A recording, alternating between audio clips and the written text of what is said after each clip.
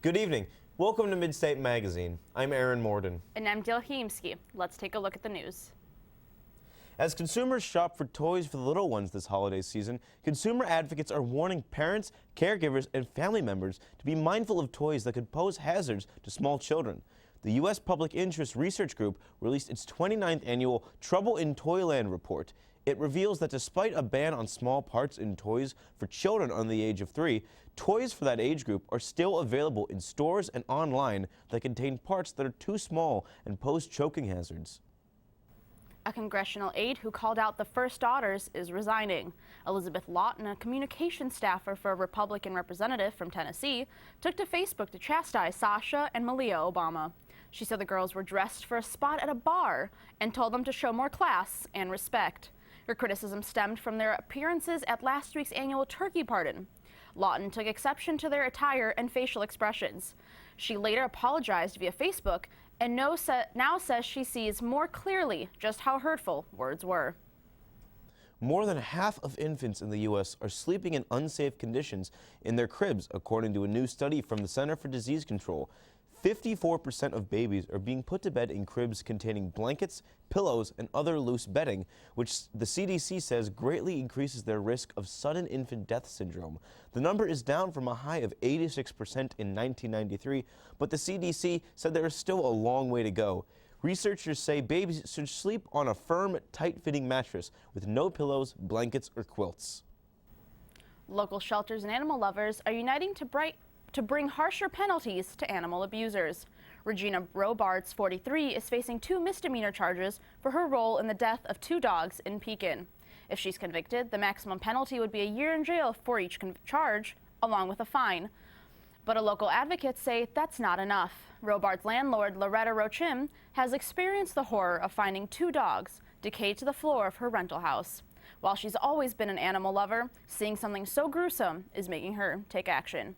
To sign the petition, visit her website at yousignanimals.org. Robards is out on bond and was arraigned in court this morning. It is now clear that Democrat Michael Farrick has won the race for Illinois treasurer. The State Board of Elections has certified the results from last month's election and declared Farrick the winner by just more than 9,200 votes over Republican Tom Cross. It was the 3rd closest statewide race over the last century. The Farrick campaign attributes the victory to independents in central Illinois, who usually vote Republican, but went Democrat this time. Natural disasters have caused more construction in central Illinois. Nikki Garibrandt has more on that in Washington. On November 17th, an FA14 tornado tore through the town of Washington, Illinois, and afterwards, this house was barely left standing. But that didn't stop homeowner Carrie Cronky or the rest of the Washington community from overcoming this disaster and rebuilding their hometown.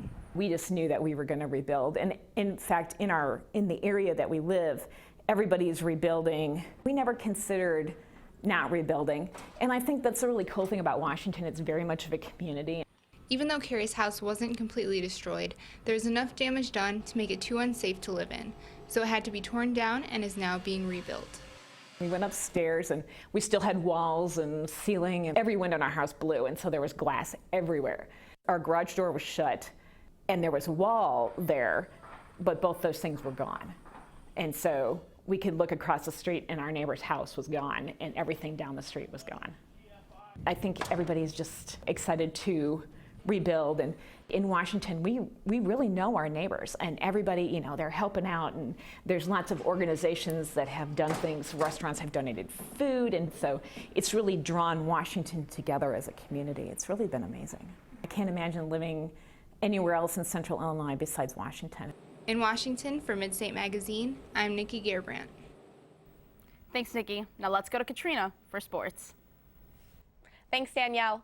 Darren Maloney will be inducted into the Peoria Rivermen's Hall of Fame. Maloney will be introduced as the newest member of the Hall on December 27th against Columbus. The 42-year-old played 350 games for the Rivermen in 5 seasons. He was the captain for all of those seasons. Maloney played a total of 48 playoff games for the Rivermen and scored a total of 37 goals and had 124 assists. The athlete also had an all-star season in '98 when he scored 10 goals and had 27 assists in 69 games. He will be most remembered for his hard work and dedication to the game. The Illinois State Redbirds are going to the football championship subdivision playoffs. The Redbirds are going in as the 5th seed out of 24 teams. The ISU team went 10-1 this season and set a school record with the wins. As the 5th seed, the Redbirds will have a bye for the first round of the playoffs. Illinois State will play the winner between Northern Iowa and Stephen F. Austin. The Missouri Valley Conference is going to have a very good showing in the playoffs. The MVC is sending in 5 schools to the playoffs. Besides the Illinois State, other NVC teams include Northern Iowa, Indiana State, South Dakota State and perennial powerhouse, and North Dakota State. North Dakota State is hoping to repeat as champions for the 4th straight season. Kansas City Chiefs starting safety Eric Berry has been placed on the non-football illness list. He has been placed on the list with what team officials believe is lymphoma. When the Chiefs lost to the Oakland Raiders on Thursday, Berry complained about chest pains late in the game. He then went through an X-ray, MRI, and blood tests for team officials to decide he has lymphoma. Berry will continue tests at Emory University Hospital in Atlanta. An MRI revealed the mass in his chest on Friday. Berry addressed his teammates before leaving to go to Atlanta and released a statement through the Chiefs organization. In the statement, Berry thanked his teammates and fans for their support. Berry also vowed to be back in the NFL. That's all for sports. Back to you, Danielle. Thanks, Katrina. While most shoppers across the country took advantage of Black Friday deals, some Colorado residents celebrated Green Friday. Businesses opened early Friday for the state's first official shopping day after recreational marijuana was legalized in January. Retailers like Denver's Grass Station and Medicine Man stores offered $1 pre-roll joints and 80% off early bird specials. In addition to rock-bottom prices on marijuana, stores offered discounts on pot-infused foods known as edibles. That's a very interesting way to get the holiday season started, I must say. Yeah, that's one way to be cheerful. Well, that wraps up news for the week. I'm Katrina Baumgartner. I'm Aaron Morden. And I'm Jill Haimski. Have a great night and be sure to join us next week.